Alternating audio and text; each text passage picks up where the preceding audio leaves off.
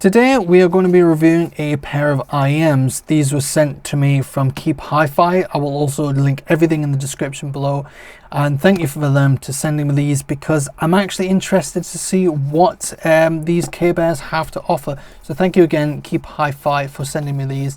All thoughts and opinions are of my own. Right, let's get into it. I myself like audio. As you can see, I have a pair of Genelecs. I also have a pair of HD800Ss, and these are both my daily drivers. So when it comes to audio, I know how I like it, and that is basically as close to the master as possible, if that's music or video games. I'm going to come at the fact from both of those, from video games and also the music aspect. So these are the KBEAR Tourbillon Pros. They are 10mm drivers. I'll give you a look at the box at the back. So they're 10mm dynamic drivers. Obviously, basically IEMs come in sensitivity just like all headphones. So this is 100 decibels per milliwatt. So this is a super sensitive IEM, which means literally anything could drive it. A mobile phone. Usually I recommend something like an Apple dongle, but only really NA only, because EU, the Apple dongle is basically half the voltage a normal Apple dongle from the NA would be, which is 1 volt. In the EU, it's half a volt. For some reason, I don't know if it's to do with regulations or what, but it seems to be completely different, which is all right if you're driving IEMs or some headphones, but other headphones just can't be driven on them. So a normal dongle or a phone, or just even plugged into your PC, these can be driven with them to pretty insane loud volumes, which don't do because you'll damage your hearing. So I'm going to start with an unboxing, and then I'm going to just put them in my ears. You won't be able to see that, but I'll put them in my ears and I'll give a first impressions. And once I've done first impressions, I will go to do a measurement. Now, my measurements are basically not accurate in terms of actually being accurate, which usually you would use something like an IEC 711 coupler, which would basically, you push it into the actual measurement microphone, and then you take a measurement with like RU, and then you would look at the graph and go, okay, XYZ. I don't have one of those couplers, so I'm going to do basically as close as possible, which would be a UMIC 1, and I've done a little bit of quote DIY engineering to basically get a test measurement from it. Now, it won't be the most accurate thing, so don't basically take it with a pinch of salt. In the future, if other IEMs, I need to review other IEMs, I will buy and invest in a coupler. It will probably cost something like £100 or something like that. So I will do that in the future. But for now, we'll just do an unboxing and a overview. We'll look at the website as well and see what they're like. So the box art, so the Tourbillon Pros, basically what that means is it's like the design you get on watches, things like that. It's like a mechanical clock style design. So you get a leaflet here, which has basically got QR codes, and it's there for the different social media platforms that they're on. So this is by KBEAR, and we're going to open this up. So you're straight away, you're basically looking at the left and right IEMs and your fake leather looking carrying case. So we'll get the carrying case out first. Oh, it's stuck in there. So you get a fake leather carrying case. Let's see what's in it. Usually they put the tips inside it.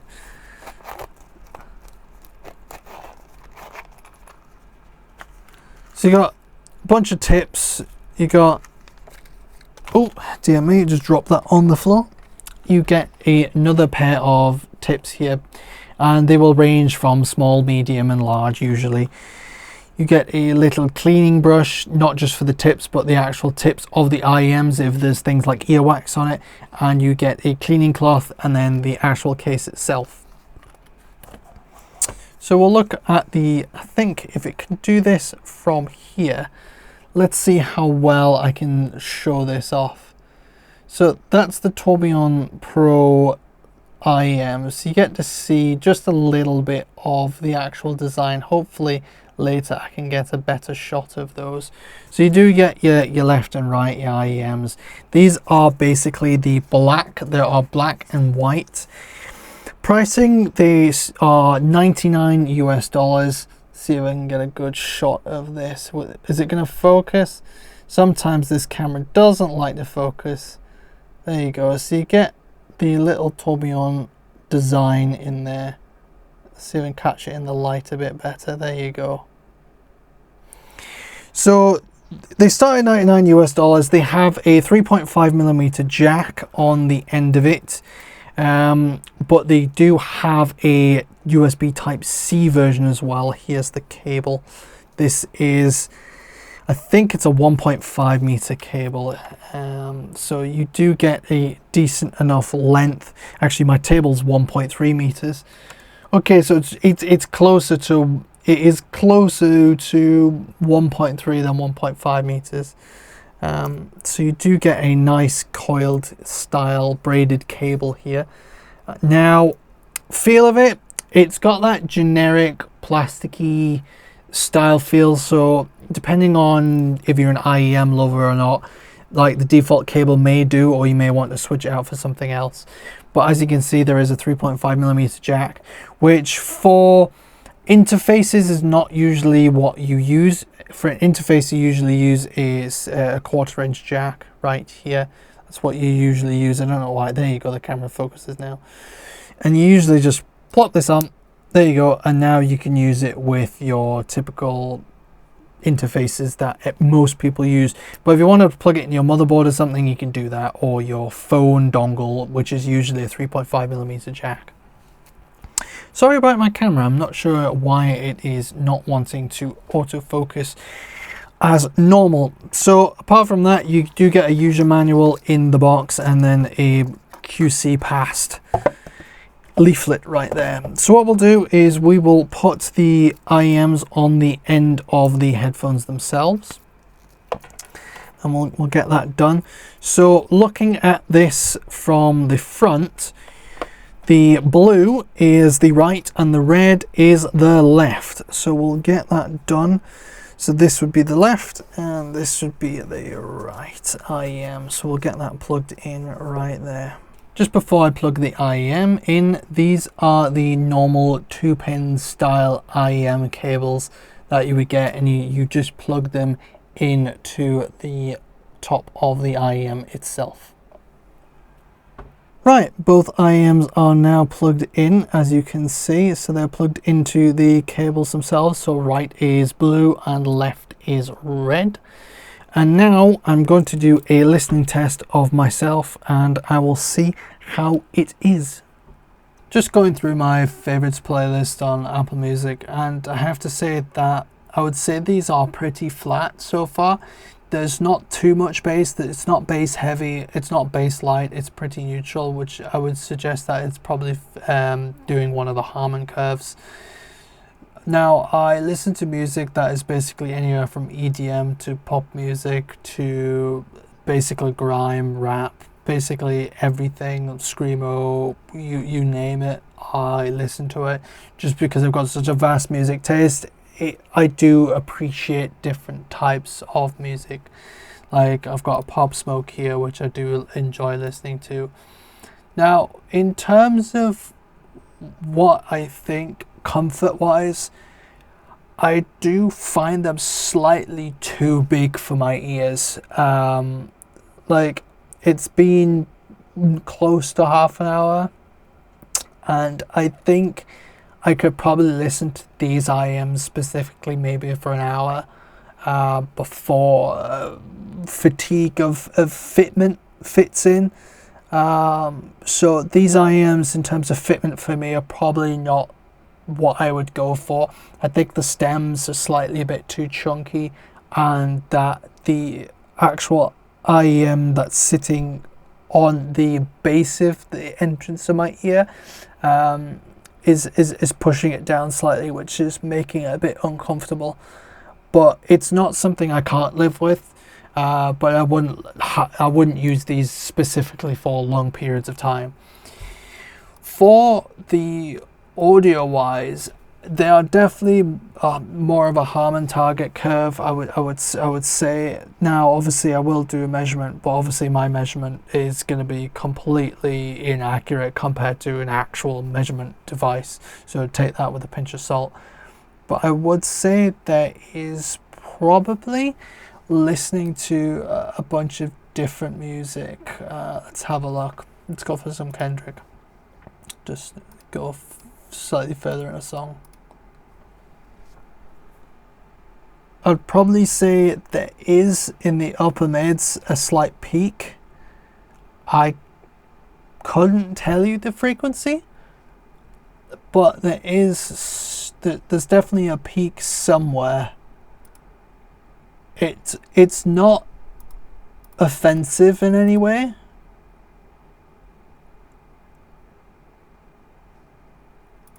Let's try Rise Against, and we'll listen. We'll skip through a bit and just listen to it. Unfortunately, my camera died there. But what I was saying is there is a slight peak probably. I'm not sure where, probably in the upper mids, around about maybe 4,000 hertz, somewhere around about there. So like right at the top of the upper mids.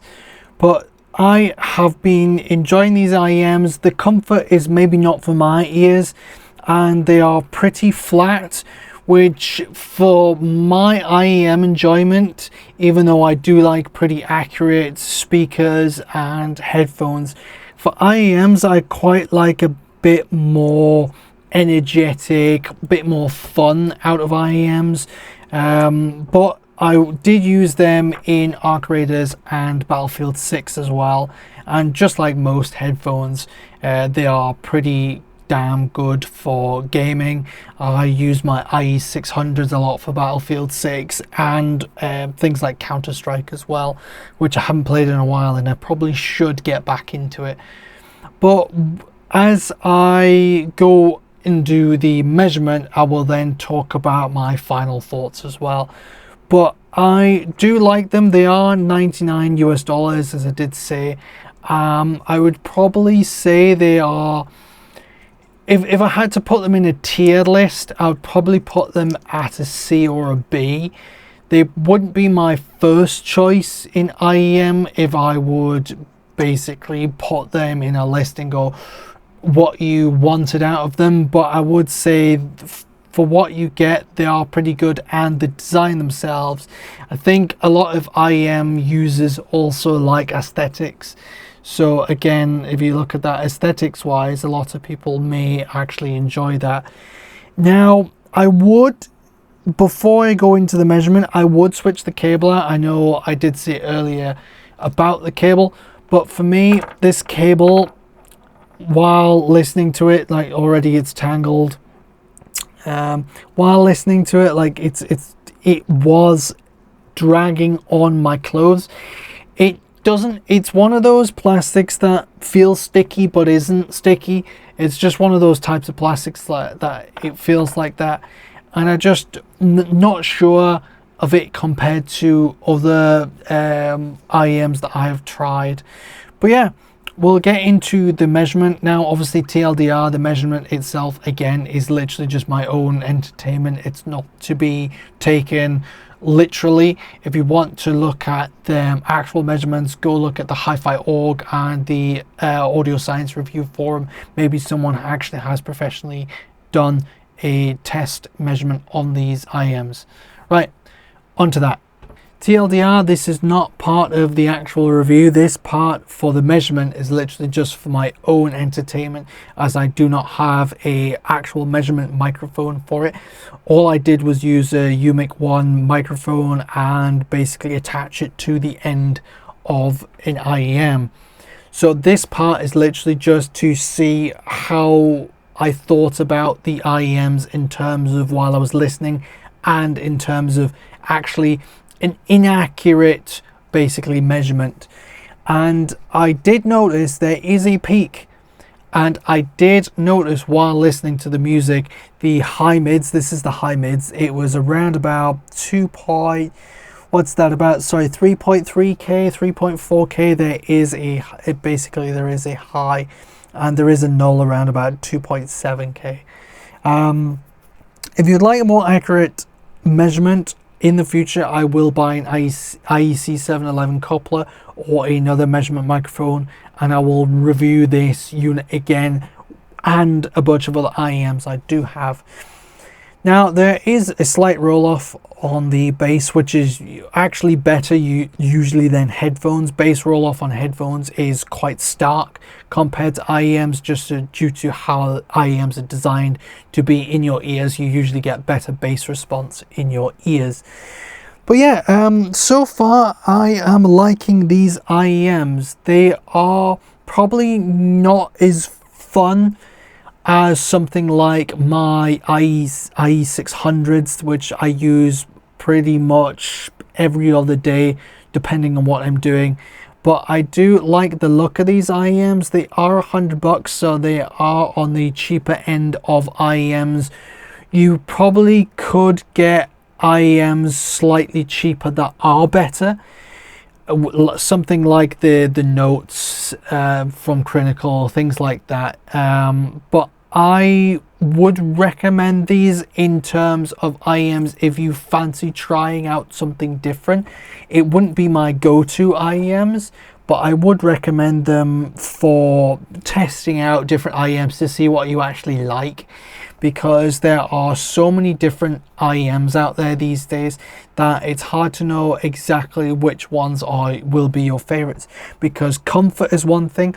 I found these after listening for about half an hour, because they're slightly bigger. As you can see, if I take this off, the stems are pretty fat. Let's see, but the stems are pretty fat. So in terms of listening, after half an hour, 45 minutes, I did find that my ears were hurting a little bit more than something like the smaller IE600s. But that's just personal preference, because everyone's ear canals are different. But I would say, yes, pick them up if they're on sale. That would be my recommendation, or I will leave a recommendation to Critical. Crin's basically got a database, a big huge spreadsheet, and I'll link that down below. And if you like this video, please like it. I am brand new to reviewing audio, so this is the first time I've kind of reviewed a product. Obviously I didn't have the measurement equipment, because that is something that I would have to invest in. But from a subjective view, or from a person that usually listens to audio, I do enjoy them, but I do find there probably are other suited IEMs for you out there.